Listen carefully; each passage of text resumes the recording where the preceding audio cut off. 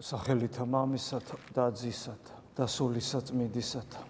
როდესაც ჩვენ საუბრობთ, რას ნიშნავს იყო ქრისტიანი, რა უმჭიდროესი გონება მიუწვდომელი ურთიერთობა, ერთობა, ზიარება ხდება ადამიანის ღმერთთან. თუ ადამიანს ოდნავ მაინც განყენებული აზროვნება შეუძლია და წარმოიდგენს იმას, რომ წარმოდგენაც კი შეუძლებელია, თუ რას ნიშნავს ტრანსცენდენტული ყოფიერება.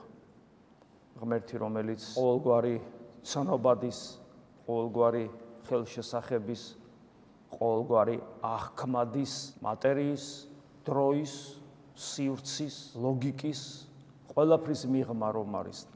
ის არის ყოფიერება, რომელიც იმდენად მიღმა ყველაფრისგან, რომ შეუძლებელია მას რაღაცნაირი ფორმით ქმნილება შეეხოს, იგი აღიქვას ქმნილებამ, აბსოლუტურად წარმოუდგენელია. ფაქტობრივად შეიძლება ითქვას, რომ ღმერთი ქმნილებისათვის არც კი არსებობს. იმიტომ რომ ქმნილებას არ ძალუძს მასთან არანაირი კონტაქტის და კომუნიკაციის დამყარება ქმნილების. მაგრამ ადამიანი არ არის ჩვეულებრივი ქმნილება, მასში არის ის, რაც ასევე გონება მიუწვდომელია ჩვენთვის, რომელსაც ჩვენ გონებას უწოდებთ, მისით გონებით, არალოგიკური აპარატით ხშირად ერევათ ხოლმე, როგორც გონება გონიათ ლოგიკური აპარატი, ისე ქრისტიანული გაგებით გონება გონიათ ლოგიკური აპარატი, ქრისტიანული გაგებით გული გონიათ ის ორგანო, რომელიც სისხლს გადაამუშავებს. არამედ ქრისტიანული გაგებით გული სხვა არის და გონებაც სხვა არის და თავისუფლებაც სხვა არის და მორჩილებაც სხვა არის და ყოფიერებაც სხვა არის საერთოდ და ადამიანი საერთოდ სხვა რამეს ნიშნავს და ასე შემდეგ. ჩვენ უნდა გავერკვეთ ქრისტიანულ ტერმინოლოგიაში, თორე საერთოდ დაიბნევა ადამიანი და ვერაფერს ვერ გაიგებს, რაც სამწუხაროდ ხდება კიდევაც ხოლმე. ღმერთი იმდანად მიღმიერია, რომ როდესაც ჩვენ ქრისტიანობა გვეუბნება, გამოცხადებით გვეუბნება ამას. როცა ღმერთი თავად მოვიდა ადამიანად, რომ თურმე შესაძლებელია მასთან ერთობა. პეტრე მოციქულმა პირდაპირ გითხრა, რომ ჩვენ ღვთის ბუნების თანაზიარნი უნდა გავხდეთ და ჩვენ ამას ვკითხულობთ ისე რა წმინდა წერილში, მაგრამ ვერ კი ვიაზრებთ ეს რა საოცრება რამე ხდება. როდესაც ჩვენ აი ამ თემებს ვეხებით, რა თქმა უნდა, მეტნაკლებად გასაგები ხდება უფლის სიტყვები, რომ ღვთის გარეშე ვერავინ ვერ დაიმკვიდრებს სასუფეველს. და იმისათვის, რომ ადამიანმა ღმერთთან ერთობა შეძლოს, ანუ სასუფეველის დამკვიდრება სწორედ ღმერთთან ერთობას ნიშნავს, ადამიანი თავიდან უნდა იშვას, ადამიანი უნდა გახდეს სხვა ქმნილება, ახალი, სხვა ქმნილება, ღმერთის ახალ ქმნილებად უნდა გადაიქცეს. ეს ყველაფერი წმინდა წერილში არის მოცემული, გამოცხადებით ვიცით ჩვენ ეს და არა ჩვენ კი არ მივხვდით ამას. მაგრამ ამავე დროს ადამიანი არის ის, რაც არის და ის რომ გახდეს, რაც უნდა იყოს. ამისათვის პირობა ერთ-ერთი უმნიშვნელოვანესი არის ის, რომ ადამიანმა უნდა ითანამშრომლოს ღმერთთან, ანუ მისი სურვილი, მისი ნება უნდა იყოს ეს. იმიტომ რომ ადამიანი გონიერი მოაზროვნე, თავისუფალი, თვითუფლებრივი არსებაა და მან უნდა გადაწყვიტოს ეს და გესმით, აი ეს გადაწყვეტილება, რომ გახდეს სხვა, რომელიც მანამდე არ ყოფილხარ. გონება მიუწვდომელი, ახალი ქმნილება უნდა გახდე და შენი ნებით და ღმერთთან თანამშრომლობით რამდენად ვიაზრებთ, რომ რამხელა მეტამორფოზის ვალდებულების წინაშე ვდგებით ჩვენ. ამიტომაც არის სინანული ეს მეტამორფოზა, ამიტომაც არის, რომ სინანულის გარეშე, ანუ შინაგანი მეტამორფოზის პროცესის გარეშე ადამიანი როგორი რელიგიურიც არ უნდა იყოს, ადამიანს არ შეუძლია იყოს ქრისტიანი, ადამიანს არ შეუძლია ცხონდეს. და თუ იგი ამ გზას დაადგება, ეს გზა არ არის კომფორტული გზა, ეს გზა გოლგოთის გზა, ეს გზა მოწამეობრივი გზა, იმიტომ რომ ყოველ წამს ჩვენი ცხოვრების ყოველ წამს მოგვიწევს დამოწმება იმისა, რომ ქრისტე არის ღმერთი. იმიტომ რომ ჩვენ თუ ვეცდებით ამის გაკეთებას, იმ წამსვე გამოვიცდებით, ანუ ვეცდებით იმის გაკეთებას, რომ ვიყოთ ნამდვილი ქრისტიანები, ამასოფლის სული, ეშმაკი, მოთანამშრომლე ჩვენს დაცემულ ბუნებასთანვე, ყოველთვის მოითხოვს ჩვენგან, ყოველთვის შეგვამოწმებს, ყოველთვის გამოგვცდის, ყოველთვის საჭირო გახდება დადასტურება, რომ ქრისტესი ვართ, ნამდვილი ვართ. ახალ არსებად გარდავისახებით, ღვთისშვილად გახდომის პროცესი იწყება ჩვენში, განხრთობის გესმით? ეს პროცესი მტკივნეულია და მას პავლე მოციქული მშობიარობის ტკივილებს ადარებს. და ეს პროცესი მტკივნეული რომ არის, იმიტომ არის, რომ ბევრია მოწოდებული და ცოტა რჩეული. ეს წმინდა წერილის სიტყვებია. ჩვენ ყველანი მოწოდებული ვართ აქ, დაძახებულნი ანუ. და ვინ არის ჩვენს შორის რჩეული? ვინ გადარჩება? აი ჩვენ რო გარდავიცვლებით. ჩვენი სხეული რო საფლავში გაიხსნება. თითოეული ჩვენგანიდან ვინი წარსდგება ღვთის წინაშე გამართლებული? თქვენი ცით ეს? მე არ ვიცი. და თუ არ ვიცი, მოვდუმდე, მოვეშვა, როგორც იქნება? რა, სულელი ხომ არ ვარ? მე ხო ერთხელ მომეცა სიცოცხლე. მადლიერი ვარ, წმენაც მომეცა. ვიცი როგორ გადავრჩე და ეხლა მოვდუმდე და დავიძინო და ყურადღება არ მივაქციო ამას? სულელი ხომ არ ვარ? განა ამას დიდი სიბრძნე სჭირდება? განა ამას განსაკუთრებულობა რამე ჭირდება, ნიჭიერება? ეს ხო 2-4-4-ია იმისთვის, ვინც ქრისტეს ღმერთობა იცის და ვინც ეს არ იცის, იმისთვის ჩვენ მაგალითი თუ ვიქნებით და ღმერთმა ყველას უშველოს.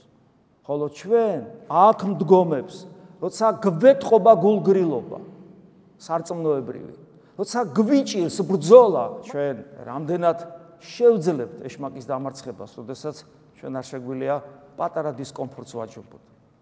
წარმოგიდგენიათ ეშმაკი როგორი მეომარია, როგორი მზაკვარია, როგორი გამოცდილია, როგორი ძლიერია.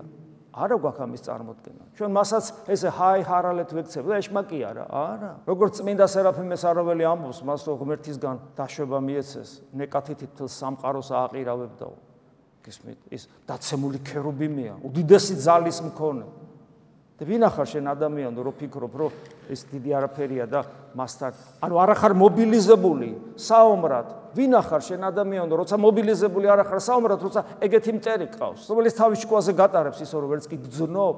აი ამის მაგალითების მეტი რა არის ეკლესიაში, როგორ წარსულში, ისე დღეს, როგორ ატარებს და როგორ მართავს ადამიანებს. როგორ ადამიანს ერთ ადგილზე გაჩერება არ შეუძლია, ენას ვერ აჩერებს, თვალს ვერ აჩერებს, ხელს ვერ აჩერებს, ფეხს ვერ აჩერებს, ნერვულ სისტემას ვერ აკონტროლებს, გონებას ვერ აკონტროლებს, გულის სიტყვებს ვერ აკონტროლებს. მანიპულაცია ხდება მისი ეშმაკისგან, როგორც უნდა ისე გექცევა და ეს გამოცდილი თვალისათვის როგორი შესამჩნევია, იცით? ადამიანი თვითონ ვერ ხვდება. ამიტომ ჩვენ უნდა კარგად გვახსოვდეს, რომ ჩვენ სადაც შემოვაბიჯეთ, აქ ომია, აქ ბრძოლა, დიახ, აქ ბრძოლის და გამარჯვების პერიოდული სიხარულიც არის, იმიტომ რომ ღმერთი გვანუგეშებს ხოლმე დაუმსახურებლად პატარ-პატარა გამარჯვებებით, რომ სიხარულიც გქონდეს, რომ თლად არ ესე იგი არ გავტყდეთ, მაგრამ ვიცოდეთ, რომ ჩვენ აქ საომრად მოვედით. ამიტომაც არის, რომ აი დღეს სახარებაში რამდენიმე ადგილი იყო გახსოვთ, ხო, ეს წყალზე სიარული უფლის თქვა და ნავში რო ვარიან, ხო, ეს ნავში რო მიძინებული ქარიშხალი და ამ დროს უფალი მოდის შეეშინდებათ და გახსოვთ უფლის სიტყვები კადნიერ იყვენით მე ვარ ნუგეშინინ ჩვენ ესე ვართ აი ნავში ვართ და სადაც ღმერთს ვერ ვგზნობთ ეს ნავი ეკლესიაა და ეს ამას უფლის ზღვა ვერ ავგზნობთ ჩვენ აქ ჩვენ ღმერთის განცდა არა გვაქვს მეცას გეტყვით გვეშინია უფლის დიდები დაბრუნების გვეშინია გარდაცვალების რომელიც ღმერთთან შეხვედრას ნიშნავს ხო და აი მოდის უფალი ზღვაზე წყალზე მოდის სასწაულებრივ და ეშინიათ და უფალეურმა ნუ გეშინია მე ვარ ჩვენთვის ეს არის სიკვდილის მერე ქრისტესთან შეხვედრის შესაძლებლობა უფლის დიდები დაბრუნება ნუ გეშინია უფალთან შეხვედრის თუ ქრისტიანი ხარ ამიტომ აი ეს აქაც ჩვენი ცნობიერება სხვანაირია ჩვენ არ უნდა გვეშინოდეს ქრისტესი ჩვენ გვეშინია ქრისტესი ხვალე რო რაღაც განსასწრების შესაძლებლობა რო არსებობს რაღაცა აქაც ხო გვეშინია არ ვენდობით უფალს ანუ ჩვენ მუდამ შიშში ვართ გესმით ეს შიში არა ჯანსაღი შიშია შიში ღვთისა უნდა გქონდეს რომ რისი რომ ჩვენ ღმერთი არ შეურაცხოთ ჩვენი ურწმუნოებით ჩვენი უღირსებით ჩვენი უსიყვარულობით მაგრამ დანარჩენი არაფრის უნდა ეშინოდეს ქრისტიანს ამიტომ გეუბნება კადნიერ იყვენით მე ვარ ნუ გეშინიათ მე გახსოვთ პეტრე რო გადადის წყალზე ხო გადადის იმიტომ გულმხურვალია ნახეთ როგორი რწმენა პეტრემ დაიწყო წყალზე სიარული საოცრებაა ხო მაგრამ როგორც კი თვალი მოვაცილა, რატომ მოვაცილა თვალი ქრისტეს? იმიტომ რომ ტალღებია, ქარია და უცებ ქრისტესგან ყურადღება გადაიტანა განსაცდელზე. როგორც კი ქრისტესგან ყურადღება განსაცდელზე გადაიტანა, იმ წამს ვერ რწმენა დაკარგა. რწმენა მინდობა, რწმენა და ნდობა ეს სინონიმებია. ნდობა დაკარგა უფლისადმი და დაიწყო დაძირვა. და გახსოვთ იქაც რომ იძირება და მე ის მაინც მიხვდა პეტრე რომ უნდა ილოცოს და უფალო, ღაღატყო უფალო მიხსენ მე ლოცვა დაიწყო იძირება ამ ღელვაში და მუბედურებაში, მივა სწრაფად უფალი, მოკიდებს ხელს ამოიყვანს და რას ეუბნება? მცირე და მორწმუნეო, რატო შეურგულდი? რა ისა შეურგულდი? აქაც მოგვიწოდებს უფალი, რომ თუ რწმენა გაქვს, ბოლომდე მინდობა უნდა შევძლოთ და სანამ ჩვენ ქრისტეს არ ვენდობით, ბოლომდე კი არა, საერთოდ როცა არ ვენდობით, პატარა განსასწრებლებში იგრძნობა ხოლმე, მაშინ ჩვენ რწმენა სადა გვაქვს, ჩვენ ჩაზირულები ვართ იმ ზღვაში და გვჭირდება გულმხურვალე ლოცვა, უფალო მიხსენმე. ეს მდგომარეობა ფაქტობრივი რაც გვაქვს, გვეშინია და მის დამინდობა არა გვაქვს. სინამდვილეში როგორი უნდა იყოს და აი პავლე მოციქული დღეს კორინთელთა მიმართ ეპისტოლეში როგორ გვესაუბრება. გვახსენებს ჩვენი როგორები უნდა ვიყოთ. თუ ქრისტიანები ვარ, რამე თუ ღმრთისა თანაშემწენი, ანუ თანამუშაკნი, თანამშრომელნი, ღმერთთან ერთად ვაკეთებთ საქმეს, რომელიც დაიწყო მან, როცა სამყაროს ქმნიდა ჩვენთვის, ჩვენი მარადიული სიცოცხლისათვის. ღმერთი სამყაროს ქმნის ჩემთვის და შენთვის, გესმით, რომ ჩვენ მარადიულად ვიცოცხლოთ, ამ სამყაროთი ღმერთი შევიცნოთ. და ეს საქმე ჩვენ გავაფუჭეთ, როცა ვიყავით სამოთხეში, ადამიანში გავაფუჭეთ ეს საქმე. ახლა მოვიდა თვითონ ადამიანად და ეს საქმე, ამ საქმის გაგრძელება დაიწყო და ჩვენ მისი მეგობრები და მისი მოწაფენი, როგორც თვითონ გითხრა, მოწაფენი და მეგობარნი და ძმები და დები და შვილები, მისი შეგირდები, ასე რომ ვთქვათ, ქრისტიანები აგვიყვანა, აი შეგირდებათ აგვიყვანა და გითხრა, რომ ეს საქმე უნდა გავაგრძელოთ. მოვიდა 3 წელიწადნახევარი ჩვენთან იმოღვაწევა, წავიდა და თქვა, მე კი მივდივარ, მაგრამ თქვენ იმაზე მეც გააკეთებთ, ვიდრე მე გავაკეთე. ეს ეკლესიას უთხრა, ანუ ჩვენ გვითხრათ და ჩვენ დაგვადგინა თანამშრომლად, თანამუშაკად იმ საქმეში, რა საქმეც დაიწყო, იმ საქმეს ვაგრძელებთ ჩვენ ღმერთთან ერთად. გესმით, რამხელა ასუხისგებლობა და ვალდებულება დაგვაკისრა და ამასთან ერთად არ დაგვავიწყდეს, რომ ამ საქმეს ყავს მტერი, ეს არის დაცემული ანგელოზი. ანუ უბრალოდ კი არ ვაკეთებთ საქმეს, თან მას ვებრძვით ეშმაკს. გესმით, აი ეს არის. ამიტომ კიდევ ერთხელ პავლე მოციქულის ეს შეგონება საპასუხისგებლო არის და უნდა გავიგონოთ რას გვეუბნება. რამე თუ ღვთის თანაშემწენი ვართ, ღვთის ნამუშაკევნი, არა მარტო თანაშემწენი, არამედ ღვთის ნამუშაკევნიც და ღვთის აღშენებულნიც. ანუ ის რაც ვართ, ღმერთის შრომის ნაყოფი ვართ და ამავე დროს თანამშრომლობთ ღმერთთან. გესმით? რამხელა საოცრებაა, ანუ რაც მაგ და რაც ვარ ღმერთო შენგან ვარ და ამავე დროს მომეცი მაძლევ იმის ძალმოსილებას, რომ ვითანამშრომლო ჩემი და სამყაროს გადარჩენისთვის შენთან ვითანამშრომლო. აი ეს პასუხისგებლობა, ეს არის ძალაუფლება. ძველ ქართულად ეს არის ხელმწიფება, რომელიც ღმერთის შვილს ენიჭება და ჩვენ ვართ ღმერთის შვილები პოტენციური. იოანეს სახარება გაიხსენეთ, მოგცა ხელმწიფება ღვთის შვილად მყოფობის. მადლით ამით ღვთისათა მოცემული და ჩემდა, პავლე მოციქული აგრძელებს. ღვთის მადლით რაც არის მოცემული ჩემდა, პავლე ამბობს, ვითარცა ბრძენმან ხუროთ მოძღვარმან საფუძველი დავდე, ხოლო სხვა იგი აშენებ. პავლე ერთ-ერთია მათ შორის და ერთ-ერთი დიდი ვინც ღმერთთან ითანამშრომლა იმის საქმეში, რომელიც ღმერთმა წამოიწყო სამყაროს შექმნით. პავლე არის ერთ-ერთი დიდი თანამშრომელი. და ახლა პავლე მოციქული ხომ გვეუბნება, რომ მე მომბაძეთ, როგორც მე ქრისტეს ვბაძავ. ღმერთი მოვიდა ადამიანად, გააგრძელა საღვთო საქმე როგორც ადამიანმაც და პავლე ერთ-ერთი მისი მიმდევარი და მოწაფე. აგრძელებს ქრისტეს საქმეს, ბაძავს ქრისტეს და მეუნება, აი მე ხო ქრისტეს ვბაძავ და ქრისტეს საქმეს ვაგრძელებ. ეხლა შენ უნდა მომბაძომე და შენს გააგრძელო ეგ საქმე. ამას ნიშნავს ეს სიტყვები. და აი ნახეთ პავლე მოციქული როგორ მოქმედებს. მადლით ამით ღვთისათა, ანუ საღვთო ენერგიით აღჭურვილი პავლე, რომელიც მოცემულია ჩემ და ამბობს, ნახე რა ამბობს, რას ამბობს? ვითარცა ბრძენმა ხუროთ მოძღვარ. ხუროთ მოძღვარი ღმერთია, მაგრამ მე ვითარცა ბრძენმა, ანუ ქრისტეა ხუროთ მოძღვარი, მაგრამ მე ვითარცა ქრისტემ, ანუ ვითარცა ბრძენმა ხუროთ მოძღვარმა საფუძველი დავდე, ეკლესიის აღშენებლობაზე საუბრობს, რა თქმა უნდა, ეკლესია, რომლის საფუძველი ქრისტეა თავისთავად ცხადია, საფუძველი დავდე, ხოლო სხვა იგი აშენებდ. ანუ მე გავაგრძელე ქრისტეს საქმე და ჩემს მერე თქვენ უნდა ააშენოთ, გააგრძელოთ. ხოლო კაცად იგრძალენ ვით არ ზე აშენებდეს. გაფრთხილდით როგორ აშენებთ. ჰაი ხარალაზე აშენება არ გამოვა. ანუ მე მოვედი ეკლესიაში და რაღაცა რელიგიურად ცხოვრობ, ეგრე არ გამოვა. უნდა კარგად აშენო. ახლა კარგად აშენებაზე საუბრობს. ჯერ ამბობს ეს საფუძველს საფუძველზე საუბრობს ისევ.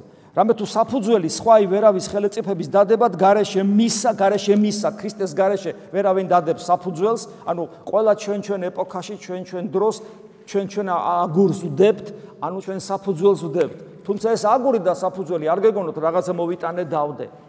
ჩემი მოტანილი აგური ქვა, რომელიც მე დავდე, ეს მე ვარ. სხვა ადგილას ვკითხულობ წმინდა წერილში, რომ ჩვენ ცოცხალი ლოდები ვართ, რომელიც ქრისტეს მისტიურ სხეულს ვაშენებთ. მე ვარ ეს. მე უნდა მოვიტანო და ჩემი თავი დავდო.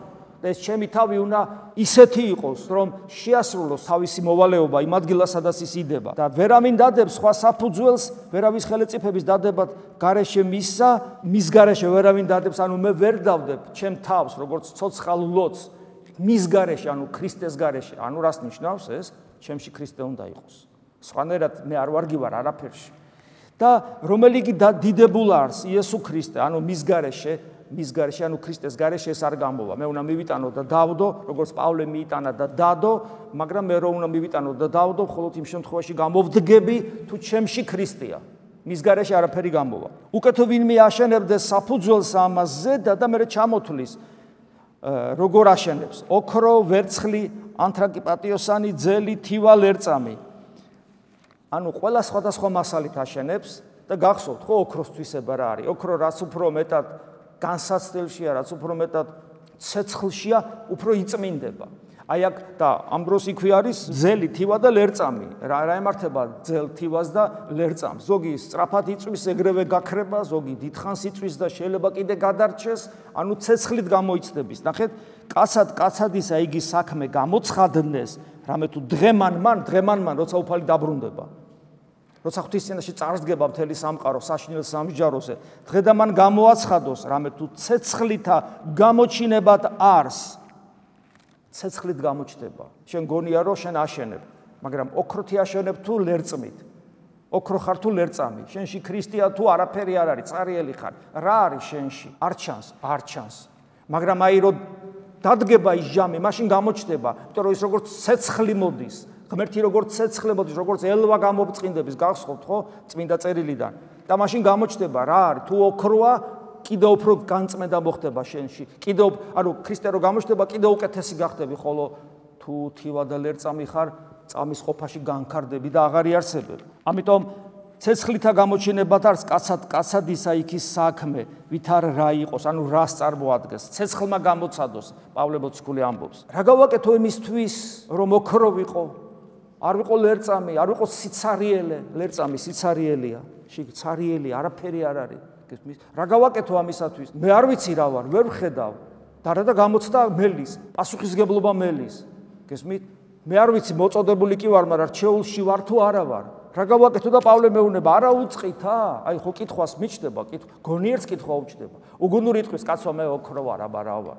ეს უგუნური, პატივმოყვარე, ამაყი, ურჩი, ქედმაღალი, უსიყვარულო, რომელიც აი ამ თავი ეგოისტი, რომელიც ამ თავის თვისებებს ლაგამს არ ამოსდებს, არ ვარჯიშობს თვით თავდაბლობაში, მორჩილებაში, გესმით? სიყვარულში, ამ ყველაფერს ვარჯიში ჭირდება.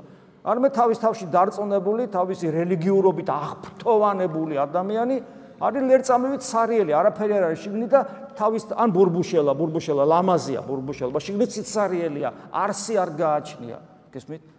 ღმერთმა დაგვიფაროს, ხო? მაგრამ აი ცეცხლი რომელიც მოვა, ამ ყველაფერს შეამოწმებს. ეს რომ არ დამემართოს, თუ მე ცოტათი გონიერებას გამოვიჩენ და კითხვას დავსვავ და მე სადა ვარ? არ მივცემ საშუალებას ჩემს ამბიციებს, ეგოიზმს, სიამაყეს, რომ აი ესე ფუყე თავთავივით ვიყელყელაო, არამედ კითხვას დავსვავ და მე სადა ვარ? ხვალ შეიძლება მოუკვდე, გარდავიცვალო და სადა ვარ მე? და პავლე მოციქული მეუბნება, გაიხსენე, ანუ არა უწყით, არიცი თეოდორე, პავლე მოციქული მეუბნება, ხო კითხვას მისვავ, კაია რომ კითხვას ვსვავ, მადლობა ღმერთს, კარგია, საკუთარ თავში ესე გოროზად დარწმუნებული არ ხარ, კითხვას ვსვავ, მადლობა ღმერთს და გაიხსენე, არ უწყი, არიცი, რამე თუ ტაძარნი ღვთისანი ხართ და სული ღვთისა დამკვიდრებულ არს თქვენ შორის, როგორ მიხვდე? შენ ტაძარი უნდა იყო ღვთისა. და შენში ღმერთი უნდა იყოს. ამით უნდა მიხვდე. და თუ ტაძარს არ მიაქცევ ყურადღებას და გახსნი და რის გამოც ღმერთი გავა შენგან, რომელმან ტაძარი ღვთისა გახსნეს იგიცა ღმერთმა, რამე თუ ტაძარი ღვთისა წმინდა არს, რომელი ეგე ხართ თქვენ, ნახეთ, შენ უწმინდურად თუ ცხოვრობ, დაისჯები, როგორც სიწმინდის შეურაცხყოფელი. იმიტომ რომ ის რომელიც ბუნება რომელიც შენ გაქვს, სიწმინდისთვის არის შექმნილი, ტაძრად ყოფობისათვის არის შექმნილი და შენ თუ მას ასეთად არ გადააქცევ ღმერთთან თანამშრომლობით, დაისჯები არა როგორც რაღაცა ცხოველი, არამედ როგორც სიწმინდის შეურაცხყოფელი. ჯვარი წერია და ვიღაცა რომ მივიდეს და სვეტი ცხოველი დაანგრიოს. ეხლა ღვთის წინაშე როგორ წარსდგება? გესმით? აი ეს ახარ, შენ როდესაც საკუთარ თავს არ უფრთხილდები და მას ბილწავ, ეგოიზმით, ანგარებით, უსიყვარულობით, სიამაყით, ამპარტავნებით, ქედმაღლობით, ურწმუნოებით, ქვენაგრძნობებით. მაშინ როდესაც ამ ყველაფრის საპირისპიროდ ღმერთი მოვიდა ადამიანად, თვალებში ჩაგხვედა და გითხრა რომ მე ვარ. თქვა რომ ღმერთი სიყვარულია, ესე იგი მე შენ მიყვარხარ. გაგიმტკიცებ მე შენ რომ მიყვარხარ, სიყვარულის უმაღლესი გამოვლინებით. მე შენთვის მოვკვდები და რაც შენ დანაშაული ჩაგიდენია, ყველაფრისგან გაგანთავისუფლებ სამუდამოდ, გაგამართლებ. ამისათვის მე ვიტანჯებია და არა მარტო შენთვის, იმისთვისაც, იმ ადამიანიდან დაწყებული ბოლო ადამიანამდე თითოეული ადამიანის ტკივილს გავითავისებ. თითოეული ადამიანის ტკივილი მეტკინება, ეს ტკივილები ერთმანეთთან შეიკრიბება და ყველას ტკივილს მე მივიღებ, რომ თითოეული თქვენგანი გავანთავისუფლო. ამით გაჩვენებ, რომ მე შენ მიყვარხარ, მაგრამ ეს არ გიშველის შენ. თუ შენ ასევე არ შემიყვარე, როგორც შენი შემოქმედი, როგორც შენი გადამრჩენელი და ხსნელი. იმიტომ რომ სიყვარულის გარეშე ცხონება არ არსებობს. ცხონება არის სიყვარულის ღმერთში სიყვარულით ყოფობა, სხვანაირად არ არსებობს. ღორი ღმერთთან ვერ გაძლებს, ვერც ძაღლი, ვერც მაიმუნი, ვერც ობობა, ვერც განვითარებული ნებისმიერი ქმნილება. დღეს რო თქვა დარვინისტები და ათეისტები ამბობენ, რომ ადამიანი არის განვითარებული ქმნილება. არაფერი განვითარება არ გიშველის, თუ არ გექნა ის რაც არავის არა აქვს ღმერთის გარდა, სიყვარული, რომლითაც უნდა შეხვიდე ყოვლადწმიდა სამების სიახში და სიყვარული ისწავლება და როგორ ისწავლება, ჯერ უნდა დაინახო, რომ ქრისტე ღმერთია, მერე უნდა დაინახო, რომ მას როგორ უყვარხარ თურმე, რისგან გაგანთავისუფლა და მერე დაიწყო მისი ერთგულება, თავგანწირული ერთგულება, რომ როგორმე შენში გაჩნდეს სიყვარული და სიყვარული ვისაც ახლა მიწიერი სიყვარულის რო გამოუცდია, ოღონ ნამდვილი. არა ისეთი, რაღაცას დღეს ყველაფერს სიყვარულს უწოდებენ. არამედ ნამდვილი სიყვარული, ვისაც ცოტათი მაინც გამოუცდია, მან იცის ეს რას ნიშნავს. მან იცის, რომ სიყვარულის სუბიექტით თუ ობიექტით ადამიანი მთლიანად შეპყრობილი ხდება, მხოლოდ იმაზე ფიქრობს, ვინც უყვარს. მხოლოდ ის აყავს გულში, ვინც უყვარს. მის გარეშე არც ერთი წამი არ აქვს, მის გარეშე უბედურია, სულ მწუხარებს, რომ მასთან ერთობა არ აქვს. არც დაფიქრდება, წამის ყოფაში გაწირავს თავს თავის სიყვარულის ობიექტისთვის. გესმით? აი ეს არის სიყვარული. ესე უნდა ვიყოთ ღმერთის მიმართ, ქრისტეს მიმართ. ვერ უნდა ვსუნთქავდეთ მის გარეშე. ჩვენი უნდა გული ცემდეს და თვითონ იწახდეს, თვითონ ამბობდეს იესო, ეს და არა ბრაგაბრუგი, არამედ იესო. თქვენ გულზე გამოწერილი უნდა იყოს მისი სახელი, როგორც ეგნატე ღმერთშემოსილის გულზე იყო გამოწერილი. ეს ჩვენთვის უნდა იყოს არა სენტიმენტალიზმი, არა რაღაცა ადამიანური ემოციები, არამედ ნამდვილი, ნაღდი და ნამდვილი და ნაღდია დასტურდებოდეს უნდა იქიდან, რომ ჩვენ უნდა მზად ვიყოთ ქრისტესათვის თავი გავწიროთ და სანამ ეს წამი დადგება ჩვენ ცხოვრებაში, სანამ გვეწყვიან, აბა უარყავი ქრისტე თუ თორემ მოკკლავ და სანამ დადგება, ან შეიძლება არ დადგეს, ყოველ წამიერად ჩვენ ცხოვრებაში უნდა ვადასტურებდეს, რომ ქრისტე გვიყვარს. მუდამ ვფიქრობდეთ მასზე, მუდამ ვეძებდეთ მას, მისით სუნთქავდეთ და მას ვერდგულებდეთ ბოლომდე და როგორც სიყვარულის ობიექტის ახლობელი უყვარს ადამიანს, ასე უნდა გვიყვარდეს ქრისტეს ახლობელი და ქრისტეს ახლობელი არის ყოველი ადამიანი. ყოველ ადამიანს რომ დაინახა, უნდა იყოს ეს ქრისტემ გამოძერწა თავის თითებით. ეს ქრისტემ გამოძერწა. კი ურევს ახლა ეს განასულელი კი არა ვარ, ხვდები რომ ურევს, მაგრამ მიუხედავად იმისა, რომ ეს ურევს, ქრისტე მისთვის ჯვარზე მოკვდა და უთხრა ზეციურ მამას, რომ მიუტევე აი ამას, რომ ურევს. იმიტომ რომ არის ის რასაკეთებს. ეს ჩემი გამოძერწილია და ჩემი შვილია. გესმით რას ნიშნავს ქრისტეს სიყვარული? ქრისტესადმი სიყვარული ნიშნავს ყველაფრის და ყველა სიყვარულს. ადამიანს გულისხმობ. აბა სადავართ ჩვენ აი ამ მდგომარეობიდან? სადავართ ჩვენი ესე იგი ცივი მენტალობით, გოროზნი საკუთარი ზნეობითა და საკუთარი რელიგიურობით და თვითკმაყოფილნი საკუთარი ღირსებებით ვეწევით რელიგიურ ცხოვრებას პრაგმატულად, თეოლოგიით, ღვთისმსახურებით, რაღაცების დაზეპირებით, ცოდნით, ცოდვასთან ბრძოლის უნარი და ვნებებზე გამარჯვებით, გესმით? აი, სად არის აქ სიყვარული? სად არის აქ სიყვარული? იმიტომ ამბობს უფალი, ბავშვით თუ არ იქნები, ვერსადაც ვერ შეხვდ. ბავშვით თუ არ იქნები. ბავშვი უბრალოდ უყვარს. შეიძლება არც არაფერი არ იცის და უყვარს. ასე რომ კიდევ ერთხელ ჩაუფიქრდეთ, ძმებო და დებო, სად ვართ? რისთვის მოგვიწოდა ღმერთმა? რა მოგვცა? რაც მოგვცა რწმენის სახით და რა არის ჩვენი საკეთებელი? არ დაგვავიწყდეს ეს საკეთებელი რაც გვაქვს, დღესვე უნდა გავაკეთოთ. თორე ხვალ შეიძლება ცოცხლები არ ვიყო. არ დავივიწყოთ ეს არასო. უფალო იესო ქრისტე, ძეო ღვთისო, შეგვიწყალე ჩვენ ცოდვილნი, ამინ. მადლი უფლისა ჩვენისა იესო ქრისტეს და სიყვარული ღვთისა და მამის და ზიარება სულისა წმინდისა იყოს თქვენ ყოველთა თანა. ამინ.